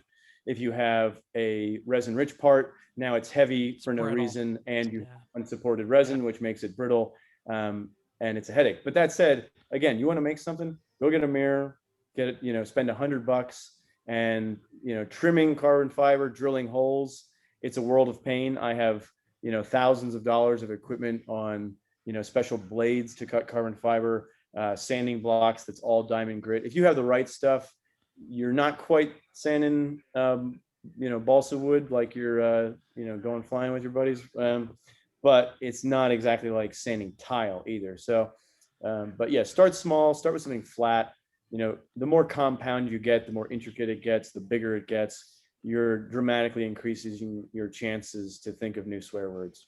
Yeah, and it sounds like technique-wise, it's not that drastically different from laying fiberglass, you know, in some of those other areas. But it sounds like the curing is very different. Potentially, it's identical. I mean, there are resin systems that are higher performing that you could buy without, you know, too much money or any special licenses. And whether you choose to make a very strong, very stiff, very light carbon fiber part for $100, you could make that same part for $70 just by subbing fiberglass, which is not going to be as stiff. It's going to be a little heavier, and it's, you know, just not going to be quite worth it in the sense that the labor is, you know, all the effort. Whenever you see, you know, a carbon fiber hood, and then you see all that fiberglass behind it, it drives me nuts. They save like $40. The material isn't that expensive, maybe more so on a hood, but it's the labor. It's, you know, making the mold. You know, it really, you know, I get it, bottom line, they're trying to save that few percent, but it's exactly identical to working with fiberglass. The changes come when you do it in a more advanced way. As we said, we're looking for that perfect ratio of 65%, 35%. So what do? You get a vacuum pump, you pull 1 atmosphere of pressure, you know, 14.7, if you're good, we'll call it 14 PSI. So you have a 10 by 10 panel, you're putting the equivalent of 1,400 pounds over that 10 by 10 panel. And that is going to take your carbon fiber, which now has this other magical material. It's tent material, it's nylon. It's also coated in this, you know, delicious magical release agent that keeps your parts going into the trash. and then you put some breather in, which allows the air to evacuate and also simultaneously absorbs the excess resin. And then it's all encapsulated by a vacuum bag. And now you're going to put that 1,400 pounds of pressure over that 10 by 10 panel. It's going to compress it. It's going to remove air bubbles. It's going to remove, any imperfections. It's going to get rid of that excess resin, and you'll get to something, that has that optimal ratio. But you just spend a lot more money. Yeah, but vacuum bags are, you don't need a kiln. You could do it with vacuum bag. You could do it with, heat. You could, obviously you're not going to be, pro level pumping out hundreds and hundreds of parts and making lots of dollars. But it sounds like if you've done fiberglass and you're willing to take a step into a new material, you might have a chance. Yeah, absolutely. I mean, just like we said, it's, you're going to make mistakes with most new things you try. So if you're going to make something, sure, make it out of fiberglass. I made a couple prototypes out of fiberglass. Absolutely. Or sometimes I'll make a panel that's just one layer. But it's all, at the end of the day, most things that we do in the race car world is how much time do you have and how much money do you have? And usually how much time and money do you have left? Because it's probably not much. So, but I would absolutely encourage, someone even like Tyler, he has all sorts of carbon fiber parts on his race car. We're building a new race car. He'll probably make carbon fiber race car parts with me for our car.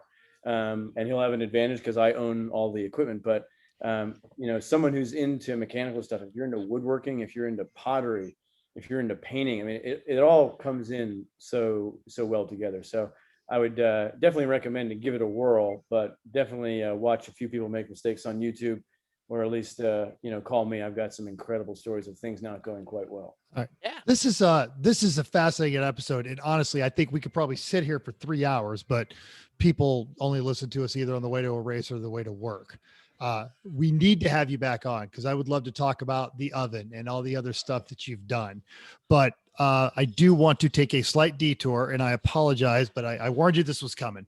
So way back early on when I was racing with the three pedal mafia, I think literally one of our first races in New Hampshire, we were up there, and a lot of the race cars, and you'll still see them. I still see them all the time. In fact, I saw some Rally Baby suits this weekend that had the phrase "Live like Dave." And I had asked around before I knew you. I'd asked around the story. And it was like, oh, this is this guy, Dave. He was really awesome. He was a helicopter pilot. And it's just a reminder. He had passed away. It was a reminder of what are you doing for quality in your life? Are you living well? And I swear to you, I used to ask myself that question all the time. I'd ask myself that question on deployment. I would ask myself that when I was doing a road trip. I asked myself when I was working for Extreme. And embarrassingly, I had never made the connection until you told the story at the Extreme Christmas party a couple of years ago. But I would argue that a great many people that have raced, especially in the Northeast, have seen these stickers. I never knew the tie-in, but it is something that immediately struck a chord with me, and I've kept with me for years. But I would like, for those who don't know, to hear the rest of the story, if that's okay. So it's interesting to hear that story because I don't know that I'd actually heard it all, or at least in one shot to kind of put it all together. But David, Jenny, my older brother, my best friend, we lost him in 2013. Obviously it was sudden and traumatic, and turned my whole life upside down. He was 3.5, 4 years older than me. So by the time I could do anything, he was already doing that well and doing the next thing that I couldn't do. And I was born into a family that raised sled dogs when I was born. So before we had cars, we had 25 Siberian Huskies at a time. And, there's pictures of me on the centerfold of a sled dog racing magazine as a baby in the cargo area. And at that time, my brother was already racing in kid and mutt, which was the one kid, one dog class. I got into sled dog racing, and he started riding a bike. I started riding a bike. He started skateboarding. I started skateboarding. He was on to the next thing. So, I think there was a lot of, classic brotherly love of, he forged the way. I know that I had a much easier, childhood because he had to do all the arguing, and then I got to just do what he did, at that same time, and, kind of saved 4 years. So I appreciate that. But, there was just the classic of, whatever I've been coded with, with my DNA and what I'm interested in, and obviously mechanical things and creative things, which I can absolutely, tie back to specific ancestors. He was always one step ahead of me. But, it was that balance of like bringing me along with him and elevating me. But then, moments later, finding that point, like right before my arm would break as he put me in like some professional wrestling move, and then reminded me that we weren't, quite as good as the friends we thought. So, you can imagine that progressing. We start driving. I mean, I learned how to drive stick in his Firebird before I had my license. And then when my mother taught me how to drive stick, when I got my permit, she asked me how I already knew how to drive. And I don't know, I think I just was not, I was jerking on the wheel to distract her and make her complain about something else to throw her Are you off. sure it wasn't your grandmother's Firebird? I heard a lot of grandmothers out there have Firebirds. No, I'm sorry. Keep going. Tell us about your brother. Both of my parents had Firebirds. I'm actually the only one to not own a Firebird. My brother had two, so I think we're good. But he started racing, and he started with autocrossing, just like the cool kids did back in 1999. And he started going to track days. And by the time I got my first car, I was taking pretty much my first car to an autocross. And the other interesting thing about him is that I think he had one job when he was 11 years old as a dishwasher at a pizza place. There was some kind of contractual agreement, apparently, and he he resigned his position as executive dishwasher, and then he never worked for anyone else again. He had a web page business in like the 90s and kind of like forged that, got into he actually sold body kits like back in the day. There was a company called Irabuni or something like that, and he redid their website, and when he got to the page of how to become a distributor, he became a distributor, and then he started an automotive business. He ultimately would go on to swap, I think, something like 200 Toyota MR2 engines to a guy that he never met, that unfortunately my family cannot find in Japan, just to, kind of thank this guy and, unfortunately let him know that my brother's passed. A guy, just off a virtual handshake, he did 200 JDM MR2 engines, came cut right behind the rear seat. They were stacked 3 high, 7 deep. My dad would unload them on the forklift, and either people would come from all over the country to have him do this, 100 horsepower upgrade, and then, kind of like what Tyler's doing here, all, brakes, suspension, intercoolers, racing stuff, whatever. And, he just kind of always enterprised whatever he wanted to get into. So, the two poignant things, I think, are just having, just being aloof to the possibility of failure and setting this precedent for me, which I think I do a pretty good job of. And, some days I know I am, and some days I'm like, whenever you're ready. But, whatever you want to do, why wouldn't you go do it? Something maybe that, hopefully that comes off as more philosophical as it sounds. Like, it should just be that easy. We don't have much time, and unfortunately, he didn't have much time at all. He passed away when he was 30. I'm 35. So it's weird to be older than my older brother was, but fortunately he fit an entire lifetime into 30 years. But it really set that example that, just the same way. And obviously my parents were a huge part of it. Shout out to all the parents who, as soon as they have kids, just made every single thing about them, because, they helped form my brother, they helped form me. And it just led me to, why wouldn't I go apply at a, vintage restoration shop? Why wouldn't I apply at a helicopter shop? Even though I, on paper might not have any business doing there, eventually, if you want to learn something, that is so much more important, than your qualifications in a lot of ways. It's all about, your attitude and your enthusiasm. So, he obviously was a go-getter, just to say the least. But what was really cool about it was the sense of community that he found, and what made people gravitate towards him. And whether it's people that still have their MR2s that have his engine in it, or people that he has raced with, people that I still race with.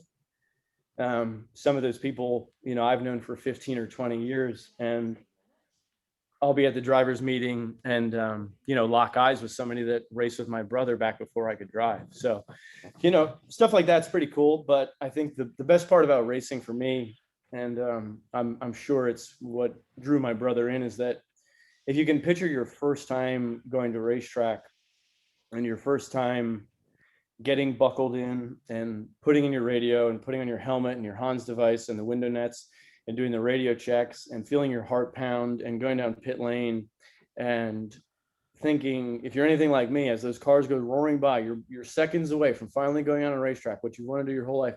What I very prominently remember thinking at that exact moment was, I would really like to be back at home on my couch because I am out of my element. You know, it's that feeling of, you know, similar to like skydiving, right? And that's kind of, you know, that's the feeling that we chase. And it turns out after a few laps, I realized, just like my brother and, you know, everybody that's listening to this, is, holy crap, this is the most fun thing I've ever done. So when I get the chance to go to a racetrack, whether it's NJMP for the 100th time or a new racetrack with extreme experience, which is a lot of fun, and I would love 90 seconds to share the joy later on about that. But I do know one thing, and it's that, you know, just the same exact way my brother did, when I go to a racetrack, you know, whether it's Lemons and there's 150 teams, you know, 600 people, probably what, 20, 30 states, or even Extreme, where we have 25 instructors from 20 states. I know that no matter what racetrack I'm at, no matter who I'm racing with, no matter whom I'm racing against, no matter whom I'm instructing, no matter who these guests are that are going to drive our supercars, we have all come to the racetrack because we are going to do the thing that we love the most. And we are going to be in the best mood because of it. And we're going to be surrounded by like-minded people who are just glad to be there. And the only time I will ever see these people are when we're doing the thing that we love the most. So, you know, again, I think many wonderful qualities about my brother, but it was just, you know, he was not afraid to, you know, blaze a new path for himself. But he really made sure that he brought a lot of people along with him. So, you know, the most satisfying thing now is, again, whether it's somebody who, you know, shares a picture of a car that they worked on with him, or, you know, later on as he got into flying helicopters and was a flight instructor, you know, I have people messaging me saying how, you know, they were about to give up after a failed check ride. But my brother was able to, you know, convince them to try again and again. And now those people are fighting fires across the country. And, you know, they credit that to the influence that they got from my brother. So, you know, I think in a lot of ways, the most important thing that pretty much anybody can do with their life is just assess, you know, what you're doing, and then who you're doing it with, and how that makes you feel. So, it was a good, you know, at that point, I think I was 27 when I lost my brother, and you know, we're doing okay. Like, we got a lot of exciting stuff to look forward to, but obviously nothing can replace your brother. But I'm fortunate that, you know, what he left with me, you know, with his legacy, was something that, you know, promotes that community, and you know, I really promotes doing, you know, just trying to get the very last bit out of every day you can. And obviously that's cliche, and no one actually does that, but, you know, on those days when you don't want to do anything, that's the ones that are most important to, you know, to really look in the mirror and just think, you know, not everybody gets to be here today. So let's make it count. And I thank you for sharing that. I know that wasn't necessarily easy, but you're absolutely right. It's a bigger influence than I think even you can measure. And you've obviously put a great deal of measure into that. So I know that was highly personal. We talked about it beforehand. So thank you. So next time you guys see those stickers, know what that's about. Yeah, we've run them on our cars for a very long time, and I think the Honda is the last car that has one. So we might have to get some fresh ones for the new cars. Might have to be another round. Absolutely another round. Yeah. We've been in the Lemons community since 2010, and when we first got there, you know, Rally Baby, which was part of the crew, was a force to be reckoned with, both in the paddock, bending the elbow 16 ounces at a time, and on the racetrack. And, you know, they were some of the people that we first really bonded with. I mean, you know, I definitely know that I have shared some track time with your brother, and whether I knew it at the time, because I didn't even know who he was really, other than, you know, that crew, everybody we share the track with is our brothers and sisters. And we've said this 1,000 times. It doesn't matter whether I know you once, twice, or 1,000 times, putting your life out there. And that's really what we're doing. We're going door handle to door handle. There are people that I trust with, hundreds and hundreds of horsepower and thousands of pounds, literally 10 inches from where I also have thousands of pounds and hundreds of horsepower. And you build that trust really quickly with the people that can do it again and again and keep everybody safe. So yeah, it's the community is more than just, I want to go fast and I want to beat that guy. When you're on that racetrack, it's a partnership. The partnership with the other competitors. So yeah, we all share that. And I can imagine. I remember those early days with you guys when, we had a DJ. Shout out to DJ Pete, somebody I raced with. Oh yeah. I learned at a Lemons race. He actually DJ'd my senior prom, and I didn't know him for 5 years. And that's a true story. But there was a pig roast. There was people hitting the 10-foot beach balls with the golf carts. And I remember I jumped on my motorcycle or a little scooter, and I went through that 140 car paddock just to make sure there wasn't a single person that was not at that party. And I was correct. Every single person was at that party. Oh yeah. Yeah. There were some hella parties. The true epitome that, what's Lemons like? Well, imagine a party and a race breaks out. Still real racing. Still, yeah. Still real racing. Yeah, absolutely. Like I said, we've shared the paddock with some great people, and your brother was definitely one of them, and you've been one of them too. I mean, we've shared obviously the track plenty of times and Extreme Experience and all that. I've been guest. Well, and so he could talk about Extreme Experience, Chrissy. There you go. Chrissy, that's there you why go. I was doing it. Go ahead, Chrissy. Yeah, well, you're taking too long. Sorry. Oh. No, we want to hear about Extreme Experience. Let's hear about Artisan Research, where other people can find you, and then give your spiel. So if you're interested in following the adventures and learning along the way, the shop Artisan Research, so that would be on Instagram at Artisan Research. There you'll find a lot of things that I have made. I don't really do too much day to day with that. Ironically, you'll get a very up close and personal behind the scenes on how you make pretty much everything in my catalog, because I bet you don't have the ambition to do it, which is why I'm not afraid to share it. And so true. That is just on my personal Instagram, which is at I am Josh Jenny. And whether I'm building a desk or reshaping my driveway, refinishing thing, or building something that might end up on a spaceship someday, you might get a peek at it ahead of time. And actually, it's funny, Jeff, you're actually largely the reason that I am involved with Extreme Experience. So I do thank you for that. What my understanding of the order of events was that Mike Carr got signed on because of you, and Mike Carr emailed Cal Denice, one of the chief instructors, very good friend of mine, who's now back down in Georgia raising his beautiful family. Oh, we've had him on the show a couple times. Yep. I'll call him up real quick. I'd like him to just nod. You got to cite your resources. It's absolutely. Days, right? Cal called me. He says, I need more Lemons drivers. You got any Lemons drivers out there? I said, how many do you need? He's like, as many as you got. And I'm like, all right, well, there's this crew, and I'm going to call Mike, and he's going to put the word out on the Facebook. And yeah, it's kind of how it started. I tell you, 10 years later, going full circle, which I guess we'll get to in just a sec, in a moment, but it really has come a long way. But apparently you got the okay to Mike. And then I was the last person. I have an email from Cal. Mike just says, hey, I got one more guy. His name's Josh. I race with him, whatever. And Cal replies, okay, but he's it. And that meant that I was the last one. So, okay, but he's it was how I got signed up for my first event at my home track in Jan. So glamorous. I did an event, had the time of my life. And obviously we can appreciate driving, crap can cars. So, I get there and I'm like, I should have recognized the feeling of growth, which was I was feeling the same thing I felt when I walked up to a red Ferrari for a job interview, and the same thing I felt when I walked into a helicopter for an interview. When I walked up to these 12 supercars for the quote unquote interview, I thought to myself, I don't belong here.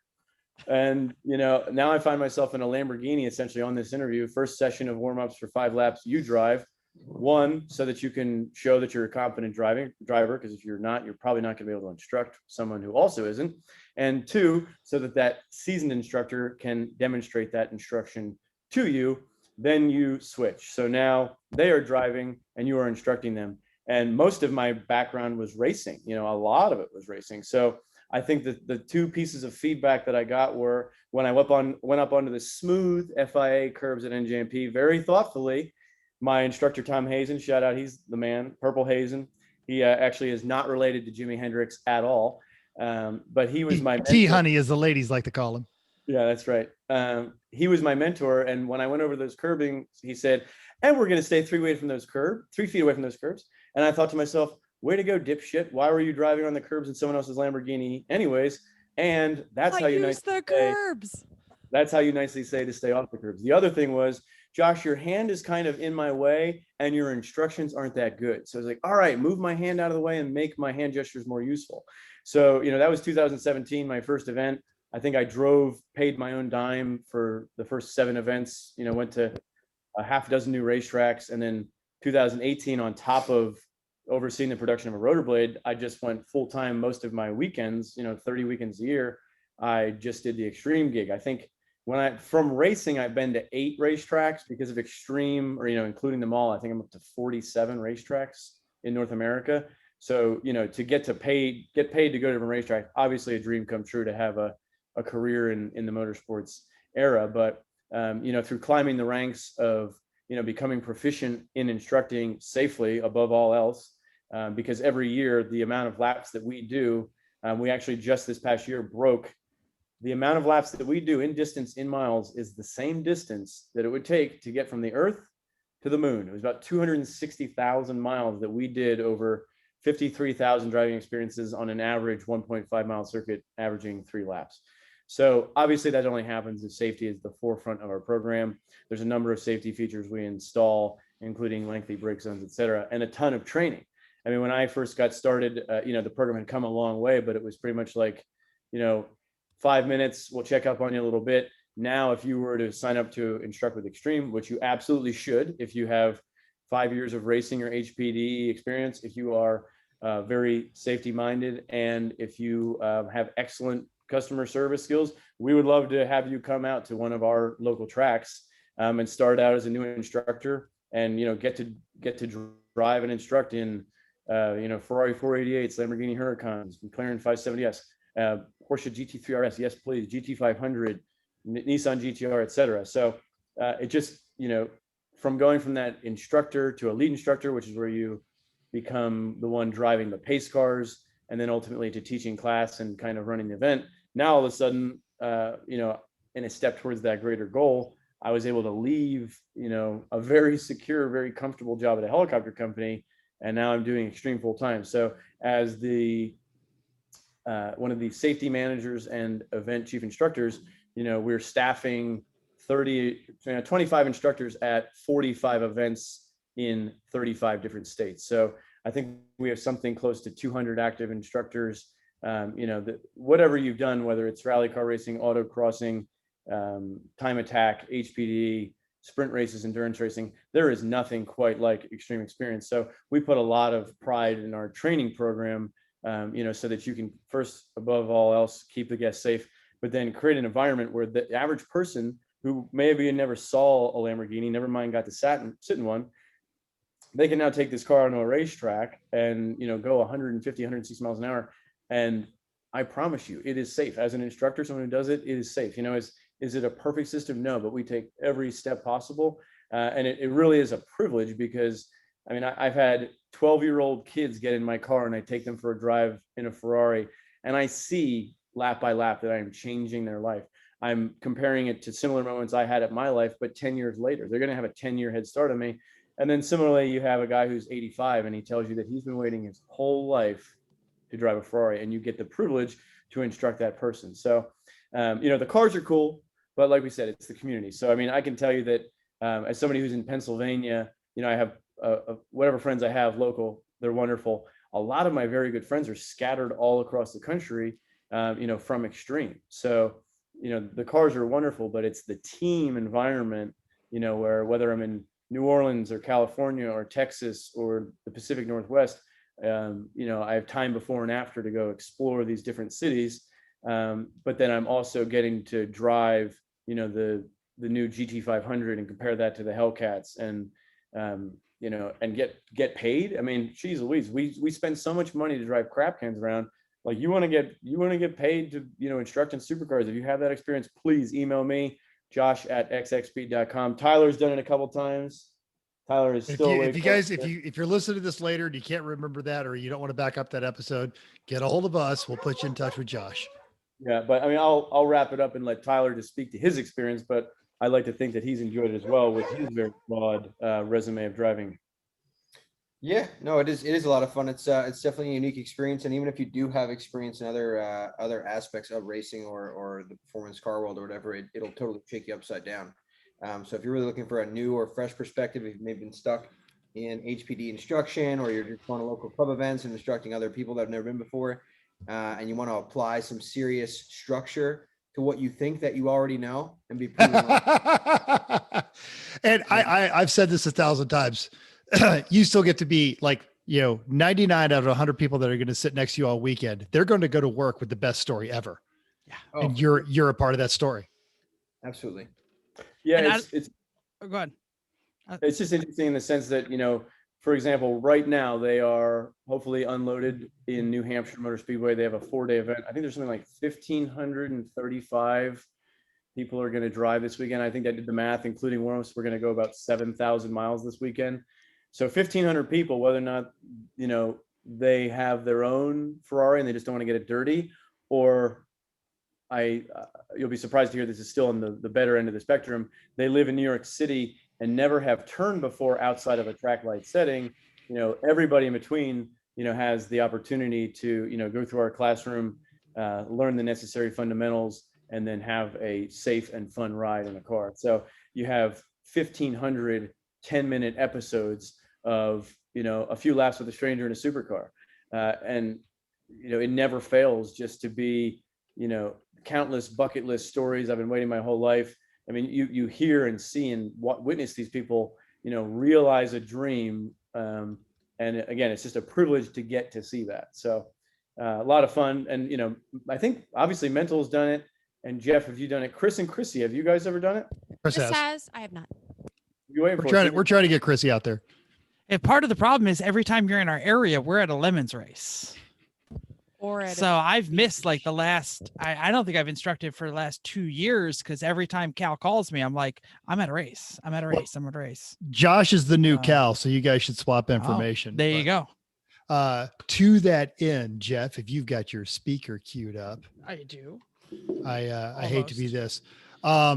Tyler, thank you for showing up. But we're going to talk to you in another episode. We'd like to get you your own episode, and then your dog, if he's available for your own episode. Yes, the dog must come to the next episode. Josh, seriously, that one in my shop. Yeah, ironically, we're going to try to film that in Josh's new shop. We'll see what that's happens. A brilliant Sounds idea.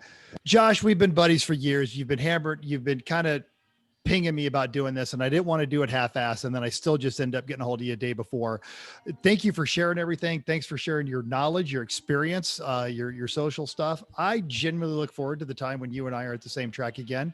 This was awesome. I really appreciate it. But yeah, we're really glad we could have you both, and we will again probably come back to this topic in another date, because man, we barely scratched the surface. Is there any last social media? Did you actually give your Instagram handle or anything like that? He did, and it's linked in our show notes. Oh, got it. And Tyler can be reached at Ty Speed, TY Speed. But yeah, thank you to Tyler for hosting this. We were planning on hanging out, and I called him yesterday and said, how about we hang out on a radio show? And it's been a lot of fun. Great to see you guys. Great to, you know, I've been listening to your work more, and it's an absolute pleasure to be a part of it. And, you know, to anybody who's thinking about composite materials or racing or any project you might have, go for it. Even if you mess up, at least you tried. Yeah, that's awesome. And do we know what we're doing next week? No. Yes, we do. Oh, yes, we do. It's New Jersey. It's the New Jersey Prep Show. That's right, because we will be racing in 2 weeks at the NJMP Lemons. What is it? Is it There Goes the Neighborhood? I don't even know what they're calling it these days. But anyway, thank you for downloading us. We hope you enjoyed this week's edition of Everyone Racers. We also want to thank our guests, and we want to hope that you can join all of us in the world of driving, racing, and building, because everyone can be a racer, even you, and everyone can try some composite materials, even you. If you enjoyed this podcast, subscribe. It's totally free. Then go to iTunes and give us a 5-star rating. Even if you hated us, give us 5 stars and tell us why. If you have any show questions or ideas, drop a comment on our Facebook page, or if you're watching on YouTube, you saw the mutt. Now there's the mutt. You can see the mutt. Now go down on the doodly doo and tell us how cute that dog is and how awesome that long roof is. Point to the long roof BMW back there. Yeah, some sexy beasts. But anyway, talk to us on the doodly doo down there in the comments. You can also drop a show idea or comment on our Facebook page, Everyone Racers, or email us at everyone.racers@gmail.com. You can still text us, 484-243-0455. Find us on Instagram or Twitter at Everyone Racers. Thanks again, and until next week, keep the shiny side up, unless it's all flat black carbon fibers, sons of bitches. Then just keep those wheels down.